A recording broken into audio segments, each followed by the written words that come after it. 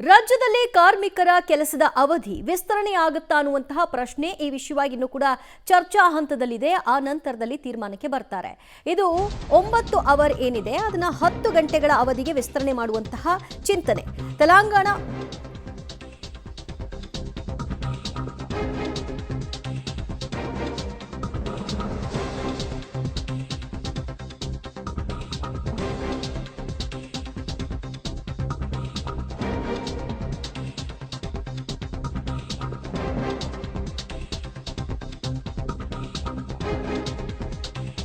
ರಾಜ್ಯದಲ್ಲಿ ಕಾರ್ಮಿಕರ ಕೆಲಸದ ಅವಧಿ ಹೆಚ್ಚಳವಾಗುತ್ತಾ? ಈಗಿರುವ 9 ಗಂಟೆಯ ಅವಧಿ 10 ಗಂಟೆಗೆ ವಿಸ್ತರಣೆಯಾಗುತ್ತಾ? ತೆಲಂಗಾಣ ಮಾದರಿ ರಾಜ್ಯದಲ್ಲೂ ಕೂಡ ಕಾನೂನು ಜಾರಿಗೆ ಬರುತ್ತಾ? ಕಾರ್ಮಿಕ ಇಲಾಖೆಯ ಪ್ರಸ್ತಾವನೆಗೆ ತೀವ್ರ ಆಕ್ಷೇಪವೂ ಕೂಡ ವ್ಯಕ್ತವಾಗಿದೆ. ಕಾರ್ಮಿಕರ ಕೆಲಸದ ಅವಧಿ 9 ಗಂಟೆಯಿಂದ 10 ಗಂಟೆಗೆ ವಿಸ್ತರಣೆ ಬೇಡ ಅಂತ ವಿರೋಧವನ್ನ ವ್ಯಕ್ತಪಡಿಸ್ತಾ ಇದ್ದಾರೆ. ಸದ್ಯ ಇದು ಚರ್ಚಾ ಹಂತದಲ್ಲಿದೆ ಅಂತ ಹೇಳ್ತಾ ಇದೆ ಕಾರ್ಮಿಕ ಇಲಾಖೆ. ತೆಲಂಗಾಣ ಮಾದರಿಯಲ್ಲಿ ನಾವು ಕೂಡ ಜಾರಿಗೆ ತರಬೇಕು ಅನ್ನುವಂತಹ ಚಿಂತನೆ.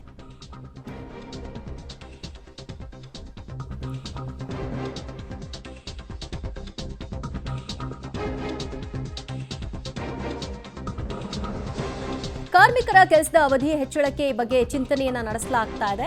ಕಾರ್ಮಿಕರ ಕೆಲಸದ ಅವಧಿ 9 ಗಂಟೆಯ ಬದಲಾಗಿ 10 ಗಂಟೆಗೆ ವಿಸ್ತರಣೆ ಮಾಡಬೇಕು ಅನ್ನುವಂತಹ ಚರ್ಚೆ ನಡೀತಾ ಇದೆ. ಇದಕ್ಕೆ ಒಪ್ಪಿಗೆಗಳು ಸಿಗುತ್ತಾ ಇಲ್ವಾ ಅನ್ನೋದನ್ನ ನೋಡ್ತಾರೆ. ಹೆಚ್ಚುವರಿ ಅವಧಿ ದಿನಕ್ಕೆ ಗರಿಷ್ಠ 12 ಗಂಟೆ ವಿಸ್ತರಣೆಗೂ ಕೂಡ ಪ್ಲಾನ್ ಅನ್ನ ಮಾಡಿಕೊಳ್ಳಲಾಗ್ತಾ ಇದೆ. ಆಂಧ್ರ ಮಾದರಿ ಕಾನೂನಿಗೆ ಚರ್ಚೆಯನ್ನು ನಡೆಸಲಾಗ್ತಾ ಇದ್ದು, ಒಂದು ವೇಳೆ ಇದು ಚರ್ಚಾ ಹಂತದಲ್ಲಿ ತೀರ್ಮಾನವಾದರೆ ಕಾರ್ಮಿಕ ಇಲಾಖೆಯ ಪ್ರಸ್ತಾವನೆಗೆ ವಿರೋಧಗಳಿಗಾಗಲೇ ವ್ಯಕ್ತವಾಗಿದೆ.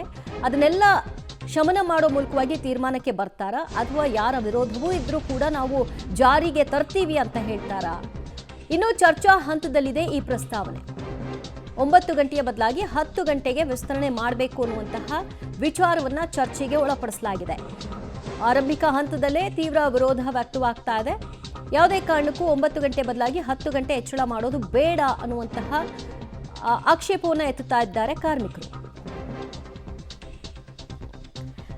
ಮತ್ತಷ್ಟು ಮಾಹಿತಿ ಕೊಡ್ತಾರೆ ನಮ್ಮ ಪ್ರತಿನಿಧಿ ರವೀಶ್.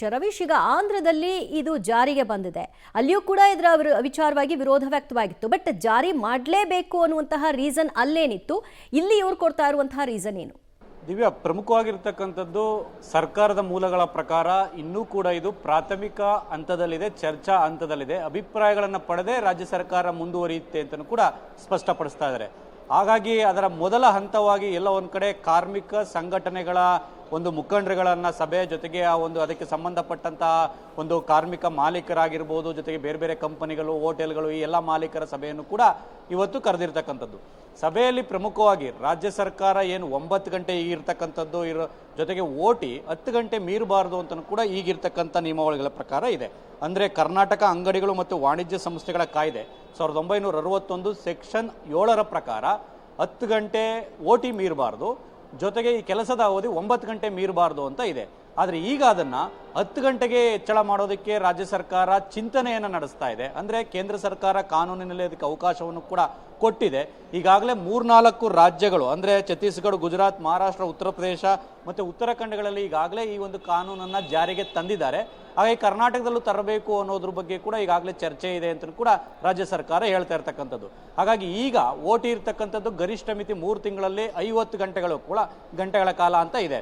ಆದರೆ ಈಗ ಅದು 144 ಗಂಟೆಗಳಿಗೆ ಒಂದು ರೀತಿಯಲ್ಲಿ ಹೆಚ್ಚಳ ಮಾಡೋದ್ರ ಬಗ್ಗೆ ಕೂಡ ಈ ಒಂದು ಪ್ರಸ್ತಾಪಿತ ಒಂದು ಚರ್ಚೆಯಲ್ಲಿ ಇರ್ತಕ್ಕಂಥದ್ದು. ಹಾಗಾಗಿ ಅಂತಿಮವಾಗಿ ಎಲ್ಲ ಸಾಧಕ ಬಾಧಕಗಳನ್ನು ಚರ್ಚೆ ಮಾಡಿ ಕಾರ್ಮಿಕ ಸಂಘಟನೆಗಳ ಅಭಿಪ್ರಾಯಗಳನ್ನು ಕೂಡ ಪಡೆದುಕೊಂಡು ರಾಜ್ಯ ಸರ್ಕಾರ ಯಾವ ರೀತಿ ಮುಂದುವರಿಯುತ್ತೆ ಅಂತ ಕೂಡ ಕಾದು ನೋಡಬೇಕಾಗುತ್ತೆ.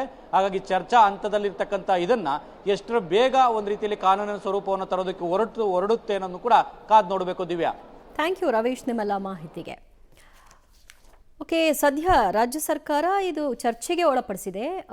ಸದ್ಯದ ಸ್ಥಿತಿಗತಿಯಲ್ಲಿ ಇದ್ಯಾವುದಕ್ಕೂ ಕೂಡ ಯಾರು ಕಾರ್ಮಿಕರು ಒಪ್ಪಿಗೆಯನ್ನು ಸೂಚಿಸ್ತಾ ಇಲ್ಲ. ಈಗ ಇರುವಂತಹ ಅವಧಿಯೇ ಸರಿಯಾಗಿದೆ, ಇದನ್ನು ಯಾಕೆ ಬದಲಾವಣೆ ಮಾಡಬೇಕು ಅನ್ನುವಂತಹ ಪ್ರಶ್ನೆಗಳನ್ನು ಕೂಡ ಎತ್ತಿದ್ದಾರೆ.